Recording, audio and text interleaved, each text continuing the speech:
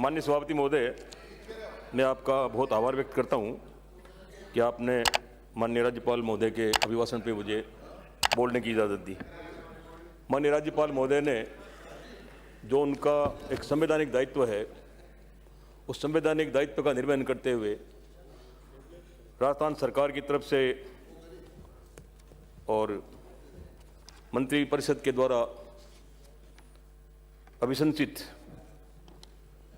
एक ऐसा डॉक्यूमेंट जो है उन्होंने पढ़ा। हम सब जानते हैं, आप भी जानते हैं इस बात को, कि राज्यपाल के अभिभाषण में सरकार का एक लेखा जोखा होता है। लेखा जोखा इन्होंने प्रस्तुत किया। राज्यपाल महोदय स्वयं राजनीतिक क्षेत्र से आते हैं, वो सरकार के सारे हालात को व्यक्तिगत रूप से जानते हैं, सीकर जयपुर में विराजते हैं और इस बात को भी समझ रहे हैं कि राजस्थान सरकार ऑटो मोड पर चल रही है।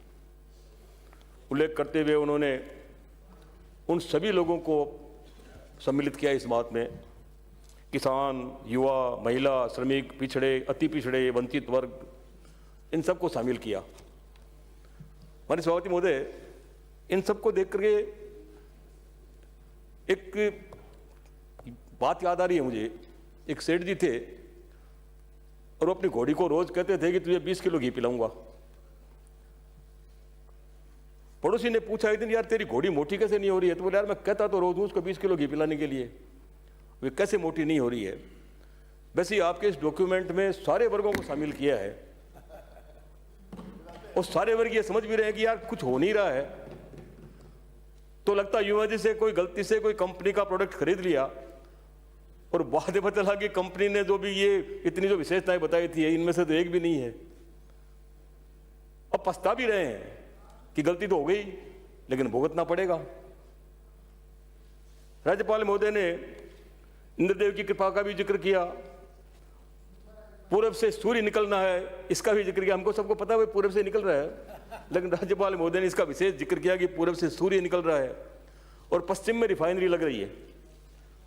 माननीय सभापति महोदय, पूरब से सूर्य निकलने का जिक्र उन्होंने इस बात में किया कि सोलर ऊर्जा का राजस्थान एक बड़ा हब बन रहा है। विकास हो, लेकिन जिस कीमत पे विकास हो रहा है, आज एक ज्वलंत मुद्दा बना हुआ है राजस्थान में, खेजड़ी बचाओ अभियान। इस सोलर ऊर्जा के बहाने खेजड़ियों का जिस तरह से कटान हो रहा है, इस कटान से प्राकृतिक जो असंतुलन होगा, किसानों को जो भारी नुकसान होगा, जमीन की जो उर्वरकता जो समाप्त होगी। बीकानेर, जैसलमेर, जोधपुर, नागौर, बाड़मेर, ये सब वो क्षेत्र है जहां सोलर ऊर्जा का एक बड़ा हब बनाने की तैयारी चल रही है। विकास हो, किसी को ऐतराज नहीं इस बात से, लेकिन जिस कीमत पे हो रहा है, एनजीटी भी स्वयं इस बात का विरोध करती है, सुप्रीम कोर्ट भी इस बात का विरोध करती है। और बीकानेर में पिछले कई दिनों से कई संत महात्मा जो है इस बात के धरने पे बैठे हुए हैं कि कैसे भी खेजड़ी बचाओ। और उन्होंने यहां तक का ऐलान कर दिया कि अमृता देवी ने जिस तरह से 300 और कितने लोगों के साथ में अपना बलिदान दिया, हम उस बलिदान देने को तैयार हो रहे हैं। राजस्थान सरकार ने एक बार इस पे कभी संज्ञान नहीं लिया कि खेजड़ी को हम कैसे बचा सकते हैं और सोलर पावर का हम उत्पादन भी कैसे कर सकते हैं। एक तरीका माननीय सभापति महोदय ये होता है कि जितने हम पेड़ लगाएं, पेड़ों को हम लगाएं भी। इससे में उल्लेख किया है कि 11 करोड़ और 70 लाख पौधे जो इन्होंने लगा दिए, लेकिन उनकी मोर्टिलिटी कितनी है। इन्होंने इस बात का भी उल्लेख किया कि जियोटेक के माध्यम से उसकी जो है हम जानकारी हासिल करेंगे। 70% से जियोटेक जो है वो अनुपलब्ध है। पेड़ लगाएंगे लगाएंगे लगाएंगे, 11 करोड़ लगा दिया, लेकिन धरातल पे कितने हैं? इस बात को न तो हम जो है इस बात को महसूस करते हैं, हम समझाते हैं इस बात को कि हम इस प्रकृति के साथ जो खिलवाड़ कर रहे हैं। एक आपने एक अच्छा वो कर दिया कि साहब जियोटेक के माध्यम से हमको पेड़ों की पहचान होगी। पेड़ माननीय सभापति महोदय अपने आप नहीं पनपते। पेड़ों का पोषण करने के लिए एक माँ जैसे अपने बच्चे को पालती है वैसे पालना पड़ता है, उनका संरक्षण करना पड़ता है, उनको खाद देनी पड़ती है, पानी देना पड़ता है, सर्दी से बचाना पड़ता है, गर्मी से बचाना पड़ता है। लेकिन इस बारे में हम कोई जिक्र नहीं करते। हमने पेड़ लगा दिया, कभी माँ के नाम पे लगा दिया, कभी हरियाला राजस्थान के नाम पे लगा दिया।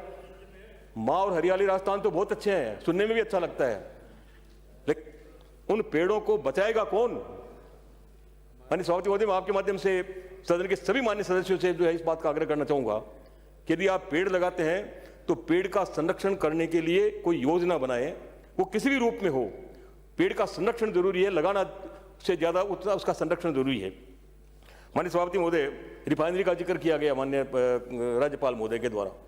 रिफाइनरी 22 सितंबर 2013 को उसका शिलान्यास हुआ था।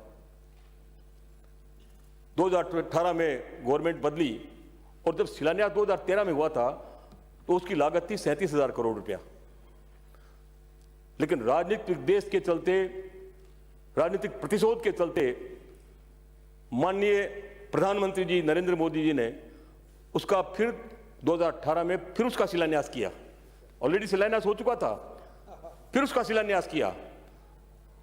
इस इतने बड़े अंतराल के बाद में बिना उसमें एक पैसा दिए हुए जो इतना बड़ा अंतराल लग रहा, 2013 में हुआ, 2014 में आगे थे। यदि आप बजटरी प्रोविजन करते, यदि आप बजट देते, तो आज उसकी कीमत बढ़ करके जो 70,000 करोड़ रुपया जो हो गया, ये नुकसान राजस्थान का भी नुकसान हुआ है।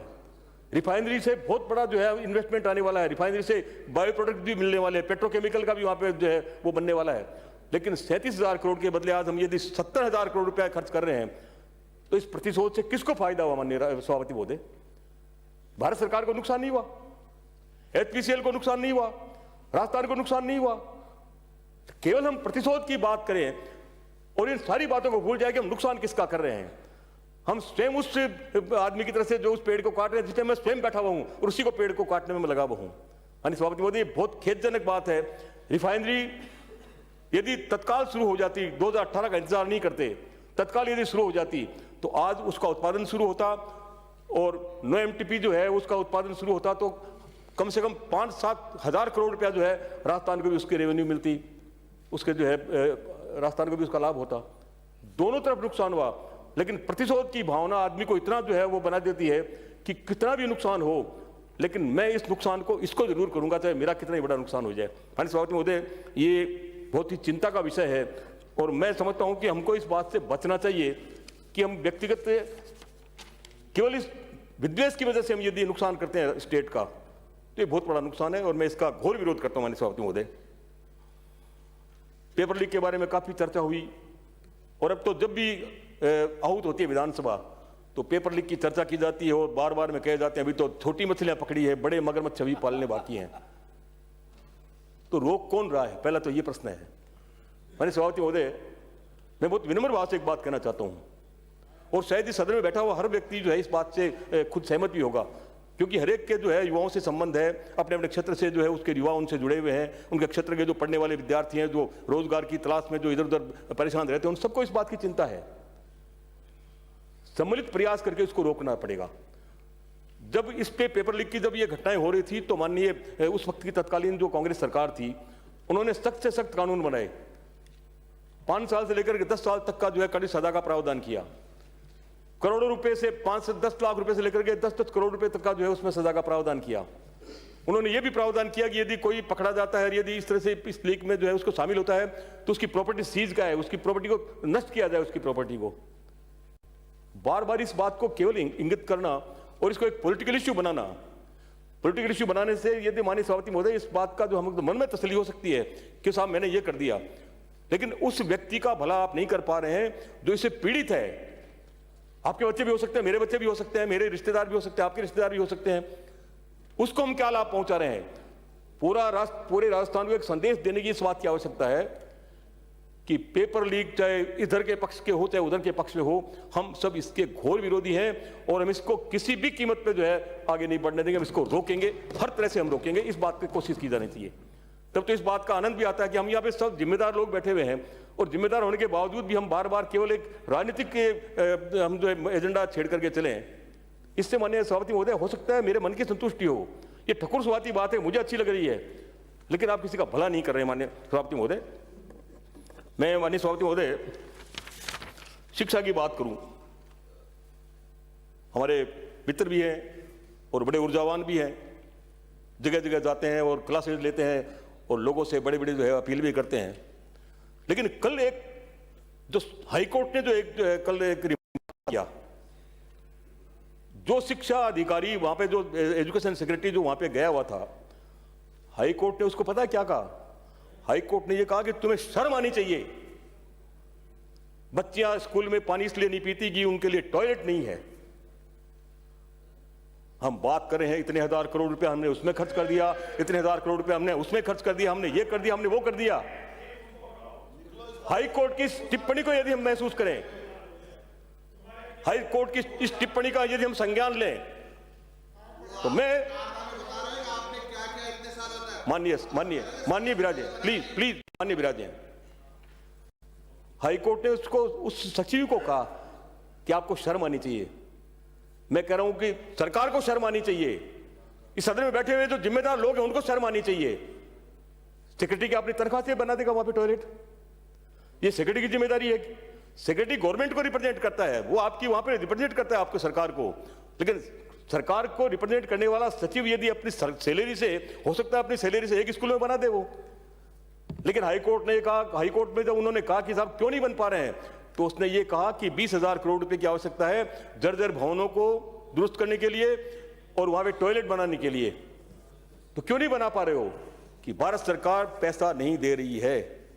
भारत सरकार पैसा दे नहीं रही है तो भाई आप जो है कोई एनजीओ से ले, सीएसआर फंड से ले। लेकिन हाईकोर्ट ने सीएसआर फंड के साथ यही बात और कही कि आपकी रिपोर्ट यह है कि आप पैसा लेकर के दूसरी योजनाओं में लगा देते हो।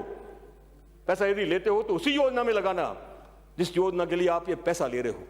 इससे ज्यादा शर्मनाक स्थिति माननीय सभापति महोदय और क्या हो सकती है, आप ये समझाएं।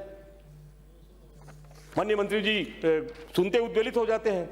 उद्वेलित मत होइए, अपने मन में इस पीड़ा को महसूस करिए। वो आपकी बेटी हो सकती है, वो मेरी बेटी हो सकती है, वो हम सबकी बेटियां हैं। वो इस पीड़ा में परेशान हो रही है कि वो जल इसलिए नहीं पी पा रहे हैं। जल न पीने से उसके शरीर पे किस तरह की परेशानी खड़ी होती है। वो जब इस तरह की उस परेशानी को भुगतती है तो उसको क्या क्या परेशानियां भुगतनी पड़ती है। हम दिल से महसूस क्यों नहीं करते इस बात को? केवल उद्वेग करना यहाँ पे इधर दिखाना कि मैंने ये शारीरिक क्षमता का सवाल नहीं है, ये बौद्धिक क्षमता का सवाल है। मन से आपको दिल में इस बात को महसूस करना पड़ेगा कि वो बच्ची उसकी नहीं, वो बच्ची किसी की भी नहीं, वो बच्ची मेरी है। आप शिक्षा मंत्री है, ये जिम्मेदारी आपकी है। आप शिक्षा मंत्री है, इस देश में, इस राजस्थान में पढ़ने वाली हर बेटी आपकी बेटी है, हमारी बेटी है। हमको इस बात की पीड़ा करनी चाहिए। पूरे सदन को माननीय मुख्यमंत्री महोदय से मिलकर के इस बात को जो है संज्ञान में लाना चाहिए। जर्जर भवन में हो सकता है कि आप बाहर बैठ जाएं, लेकिन उस पीड़ा को कौन महसूस करेगा जो हाईकोर्ट ने कल टिप्पणी की है। जर्जर भवन में जो है आप किसी मंदिर में बैठ सकते हैं, किसी पेड़ के नीचे बैठ सकते हैं, उस पीड़ा को कौन महसूस करेगा? इस पीड़ा को महसूस करने की आवश्यकता है और दिल से महसूस करने की आवश्यकता माननीय सभापति महोदय ये निवेदन करना चाहता हूं। राइजिंग राजस्थान बड़ा जिक्र हुआ। पिछली बार भी जो है 35 लाख का ढोल बजाया गया, बड़े जोर शोर से ढोल बजे। राइजिंग राजस्थान, प्रवासी भारतीय दिवस। सभापति महोदय, राइजिंग राजस्थान 35 लाख करोड़ सुनने में लगता है कि पूरा पेट जो है बरसों बरस तक एकदम से आदमी संतुष्ट हो गया। लेकिन धरातल पे क्या, 35 लाख करोड़ में से माननीय सभापति महोदय 26 लाख करोड़ तो सोलर एनर्जी के हैं। सोलर एनर्जी में जो सबसे बड़ा जो आपको ऊर्जा का जो है उत्पादन हो रहा है, लेकिन उसमें जो हमको सबसे बड़ी आवश्यकता है आज इस देश को, इस राजस्थान को, रोजगार की, रोजगार सृजन नहीं होता माननीय सभापति महोदय। उसमें सोलर एनर्जी में रोजगार का सृजन नहीं होता, न उसमें टर्सरी लगती है, न उसमें जो एंसिलरीज लगती है।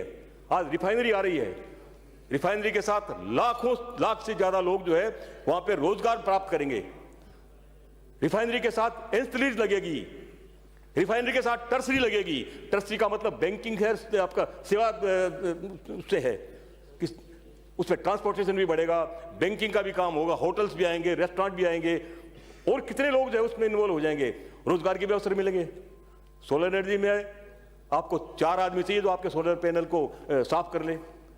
उससे जो है आप मन को तो बड़ा गुदगुदा रहे हो। आपने कई तरह की पॉलिसी बनाई, आपने पॉलिसी बनाई कि साहब उसमें ओडीओपी नीति और एमएसएमई नीति, इंटीग्रेटेड क्लस्टर नीति, एक्सपोर्ट पॉलिसी, ये सारे माननीय सभापति महोदय रिप्स 2022 के और रिप्स 2024 के ऑलरेडी सारे के सारे हैं। केवल उसका जो है कलेवर बदलना, उसको रंग बिरंगा करना, लोगों को भ्रमित करना कि देखो हमने ये 4 नई पॉलिसी बना दी। कोई गाइडलाइन नहीं है। जो पॉलिसी ऑलरेडी आपके पहले बनी हुई है उस पॉलिसी के माध्यम से भी तो आप लोगों को फायदा पहुंचा सकते हो। सिंगल विंडो में बता दें आपने माननीय सभापति महोदय, इंडस्ट्री जो भी आता है आप मातृभूमि से जोड़ने के लिए सारी बातें करते हैं। उद्योग लगाने के लिए आदमी रिटर्न चाहता है, ये कोई चैरिटी नहीं करने आ रहा है वो वहां पे। यदि इन्वेस्टमेंट के हिसाब से यदि वो 100 करोड़ रुपए भी लगाता है, 1000 रुपए भी लगाता है, तो चाहता है कि मुझे 1000 के बदले में इन्वेस्टमेंट का बदला मुझे रिटर्न में क्या मिल रहा है। चैरिटी हो सकता है कि आपको 10 करोड़ दे दे वो, लेकिन 10 करोड़ रुपए आपके कहने से इन्वेस्टमेंट नहीं करेगा वो, इन्वेस्टमेंट आपसे रिटर्न चाहता है। तो आप ये सारा कर रहे हैं, ये ठीक है, आपको बहुत अच्छी लग रही है तो करना चाहिए। टूरिज्म है, उनको पनपाइए। आपने ये भी कहा कि जो है आप यहाँ पे हेल्थ, मेडिकल हेल्थ में जो है आप टूरिज्म पनपाएंगे, कैसे पनपाएंगे? आज आपके अस्पतालों की क्या हालत हो रही है?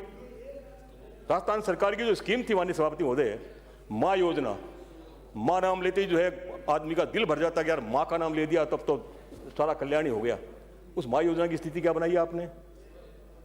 माँ योजना में सबसे बड़ा नुकसान जो माननीय सभापति महोदय जो हुआ है, हमारे जो सरकारी अस्पताल है, सरकारी अस्पतालों का 100 करोड़ रुपया माँ योजना के माध्यम से जो वहां पे उनका इलाज होता, 100 करोड़ रुपए रिजेक्ट कर दिए कंपनी ने। किसको फायदा पहुंचाया? एक प्रश्न है माननीय सभापति महोदय, मेरा आरोप है इस बात पे कि कंपनी किसको फायदा पहुंचा रही है कि उसके 100 करोड़ रुपए आपने उसको जो है लैप्स करने दिए। सीकर का एक अस्पताल है, उसके भी 9 करोड़ रुपए हैं। 9 करोड़ रुपए यदि वो मिलते तो सीकर का अस्पताल अपने आप को सारी जो आवश्यकताएं जो है वो सारी पूर्ति करता, अस्पताल में जो है अपनी सारी सुख सुविधाएं डेवलप करता, अस्पताल में जितने को सामान प्रतित करना होता वो प्रतित करता। माँ योजना में 100 करोड़ रुपए सरकारी अस्पतालों के, मेडिकल कॉलेजेस के रिजेक्ट कर दिए उसने, ये कह करके कि ये हम जो है पास नहीं करेंगे। आपकी इस माँ योजना में खासतौर से जो आईसीयू में जो पेशेंट भर्ती होते हैं उनके लिए मात्र 4700 रुपये का प्रावधान है।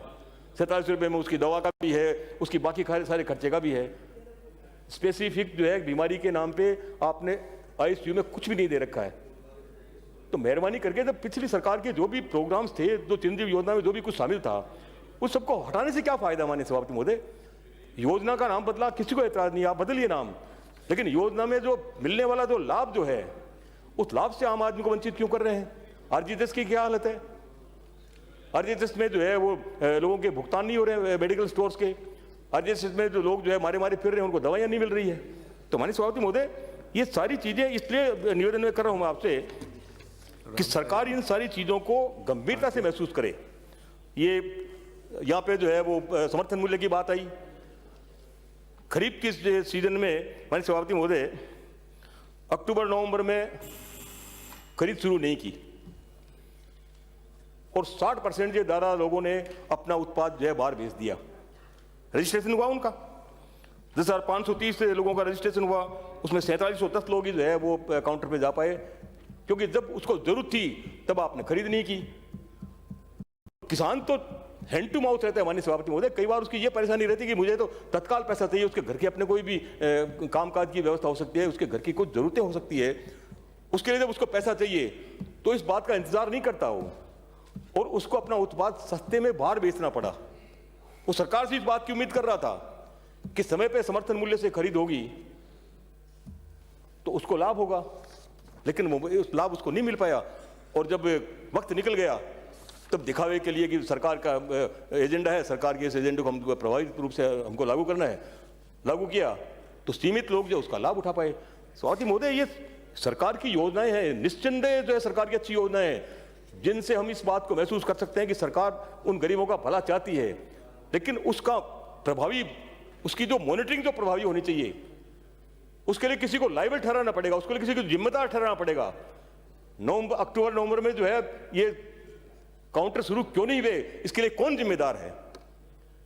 क्या कोई जिम्मेदारी लेने को तैयार होगा इस बात की, या सरकार का हिडन एजेंडा है कि टालो इस बात को, इंतजार करके अपना आप घर चला जाएगा, अपना सामान बेच लेगा और फिर जो थोड़ा बहुत हमको खरीद करके अपना जो हेडलाइन बनानी है, अपने हेडलाइन बना लेके समर्थन मूल्य पे हमने जो ये किया, समर्थन मूल्य पे हमने वो किया। माननीय सभापति महोदय, 2-3 मिनट और बोलना चाहूंगा सभापति महोदय। समाप्त करें सर। महात्मा गांधी नरेगा की भी आपने बात की, उसका नाम आपने बदल करके वीबीजी रामजी विकसित भारत महात्मा गांधी राष्ट्रीय ग्रामीण रोजगार अधिनियम 2025, इसमें माननीय सभापति महोदय आज तो हम बहुत जो है आनंदित हो रहे हैं, यूं सीना फुला के चल रहे हैं, लेकिन 40% पैसा जब स्टेट को देना पड़ेगा तब आपको इस बात का अंदाजा लगेगा कि 40% पैसे से जो मांग आधारित जो स्कीम थी महात्मा गांधी नरेगा योजना, उसको आपने उसका क्या हस्र किया है। माननीय सभापति महोदय, आज कॉलेजों की आप हालत देखें, 2626 पोस्टों में से 1519 आदमी लगे हुए हैं, प्रोफेसर और एसोसिएट प्रोफेसर सब सारे के सारे, बाकी सारे के सारे पद खाली हैं और स्टूडेंट्स को वहाँ पर यूट्यूब से पढ़ना पड़ रहा है। मेडिकल कॉलेज बना दी हमने, तो मेडिकल कॉलेज बनाने से यदि ये सारी चीज़ें होती, और माननीय सभापति महोदय खासतौर से जब आपने ये स्वच्छ भारत मिशन की जिक्र किया तो मुझे फिर जो है वो चेहरे ध्यान में आते हैं, खासतौर से वाल्मीकि समाज के बच्चे जो इस बात की उम्मीद किए बैठे थे कि 20,000 सरकारी नौकरियां हमको जो पिछली सरकार में जो सरकार ने घोषणा की थी उनसे हमको लाभ मिलेगा। 24,000 आज 2 साल से ऊपर होने को है। माननीय सभापति महोदय, वो वाल्मीकि समाज का कर्मचारी आज भी इस बात के इंतजार में बैठा हुआ है कि वो सरकारी नौकरी प्राप्त करेगा और अपने परिवार का पेट पालेगा। उसको बंधुआ मजदूर की तरह से माननीय सभापति महोदय संविदा पे उसको लगा के बैठा रखा है। तो सभापति महोदय, मैं ये सारी चीजें कहने का मेरा अक्सर मकसद ये था। अभी श्री प्रताप भी हमारे बारिश आने वाले मान्य 1 मिनट बोलूंगा, माननीय सदस्य ने EU का जिक्र किया।